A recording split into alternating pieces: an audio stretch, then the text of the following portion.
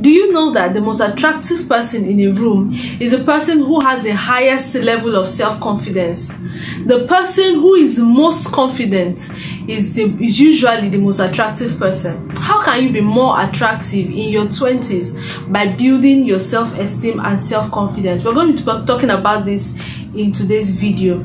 So a few weeks ago, I clocked 28. I mean, on the 22nd of April, I turned 28. And honestly speaking, I won't be leaving this floor without saying one or two things I've learned, some mistakes I made that I wouldn't want you to make, some things I learned that I'm still learning, and some things I really want you to know.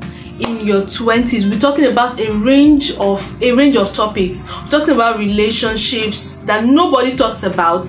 We're talking about friendships. We're talking about situationships, marriage, dating, and all that. We're talking about health in your 20s. We're talking about self-confidence and self-esteem, and a number of things. If there is any topic you want me to talk about in your 20s, or you have any question, please let me know in the comment section below.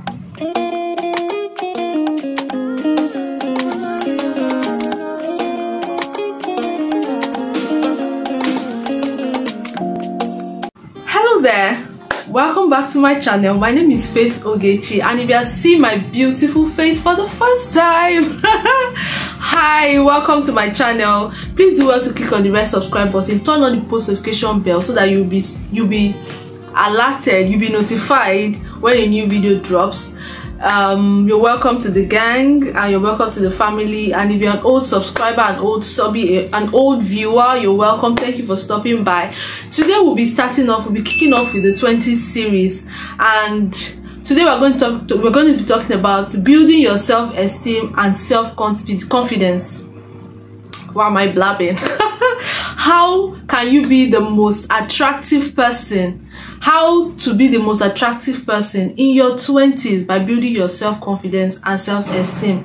So self-esteem is defined as, you know, self as self, and esteem means self-worth, self-value. So what amount of value do you place on yourself? Do you know that the way you see yourself is the way other people see you? There's this adage that says dress the way you want to be addressed. I want to believe that it is not only talking about the way you appear. I feel like it's also talking about the way you present yourself. If you present yourself as a house help, you'll be seen as a maid.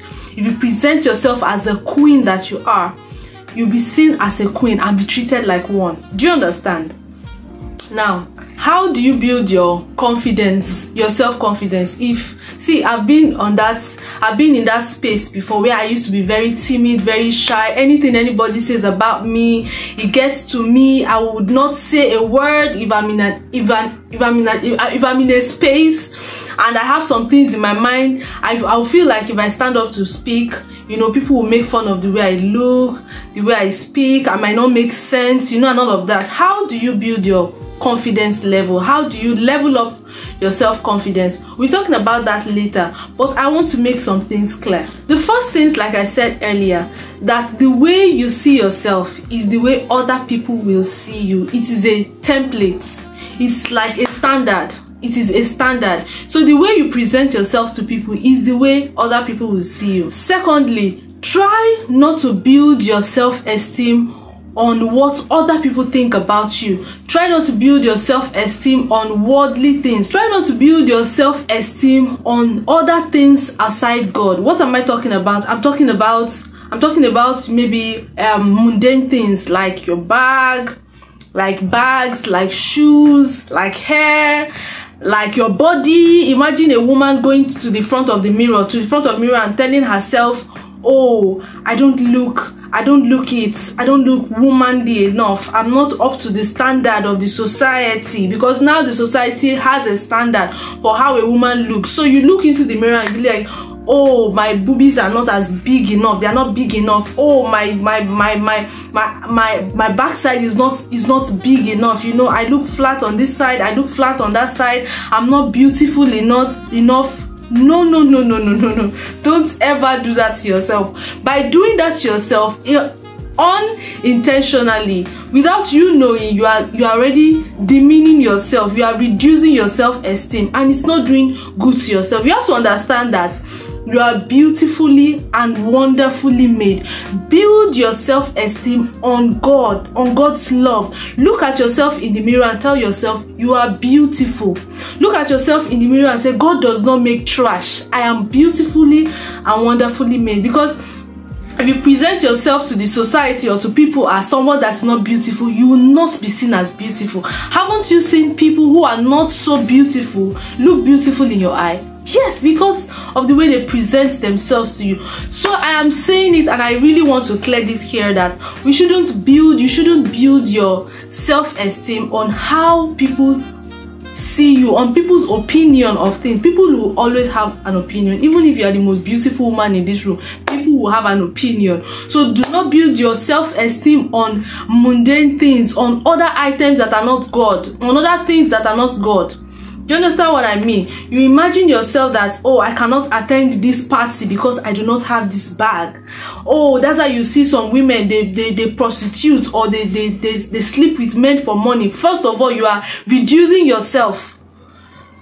Do you understand? So please do not build your self-esteem on other things aside from God's love. Know your place in the kingdom of God. Know your place in the heart of God. It's important that you develop a healthy self-esteem. Develop a healthy self-esteem. We live in a day and age where if you are not solid, if you are not strong enough, if your self-esteem or self-worth is not really what's the word now, if your self-esteem or self-worth is not really high up there, if you do not have a healthy self-esteem, I'm telling you, you will not be able to stand in this time. So it's important that you build a healthy self-esteem. Be confident and be satisfied in who God has made you, or who God has called you to be. Remember that you are not where you are who you are going to be. Do you understand? Do not see yourself as, okay, maybe you're a student, you don't have things up. Okay, you're not a student, you're done with your university, you just have a regular job that just pays your daily needs. You now begin to see yourself as a poor girl. You don't have this, you don't have that, but you have visions, you have this. See yourself as that woman you want to really be. Do you understand what I mean? How do you build your self-confidence? Self-confidence is how you really feel about yourself. Self-confidence is how you see yourself. And here are a few steps on how you can build your self-confidence. Take care of yourself. It is very important. Take care of yourself. Take care of your body, your mind, your soul, your spirit. If you feel like you're not fit enough, you feel like, oh, my body needs some level of exercise, hit the gym, have that desired body that you want. If you feel like, okay, your body is not fit enough, I want to build a certain kind of body, hit the gym, go to the gym, exercise, work on your diet. If you feel you are eating too much, work on your diet. If you feel like you have a funny smell, or one or two persons have told you, or you feel like, oh, this smell, that kind of thing, start working on your body, work on your breath, the way your breath smells. If you have a bad mouth, this thing, and sometimes when you enter a room, people are kind of retracting themselves from you. They don't want to come close to you because of the way you smell, and you notice it, and actually that thing makes one's self-esteem or self-confidence reduce. So work on yourself and take care of your body. It is very, very, very important. Visualize yourself as what you want to be. When you get into a room and you begin to feel a certain kind of way, what you have to do is just, this thing works for me a lot of times. Close your eyes and imagine the kind of person you are, or the kind of person you hope to be. Imagine that model you have built in your mind, and imagine what that person will say, what that person will do. Do you understand? Visualize yourself as what you want to be. Don't see yourself as what you are. Now visualize yourself in your mind. These things starts from the mind. The next way in which you can help or build your confidence level is affirmations. You can never ever go wrong with affirmations.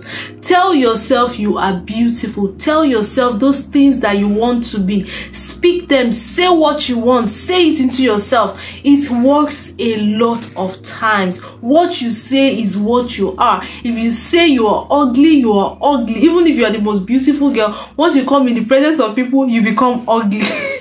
You are beautiful. Say these things to yourself. This affirmation, this particular one has helped me a lot of times. It has helped me build my self-confidence. I tell myself a lot of times that I'm beautiful, I can do this, I got this. You know, you say these things to yourself, it will help you, trust me. Another thing is put yourself to work.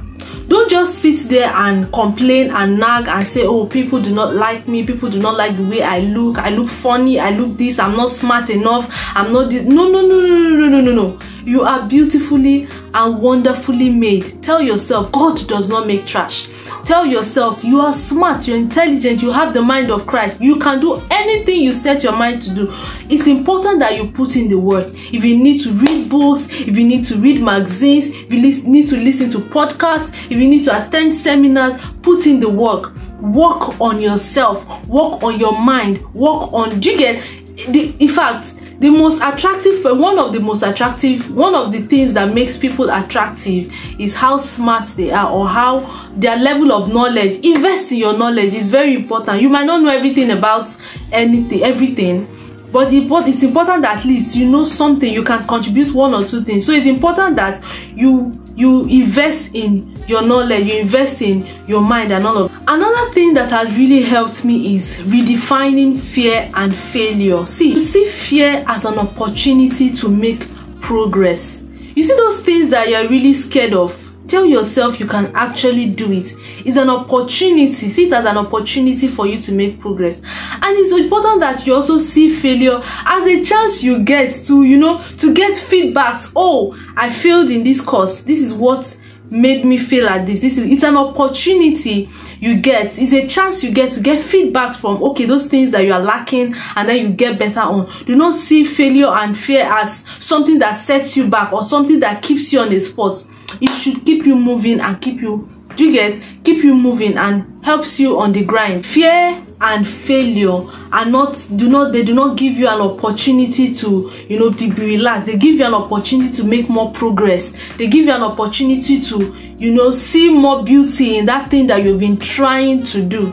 That's what fear and failure actually helps you to do. Don't see it as something that sets you back or something that keeps you on a spot. In fact, it even helps you get better.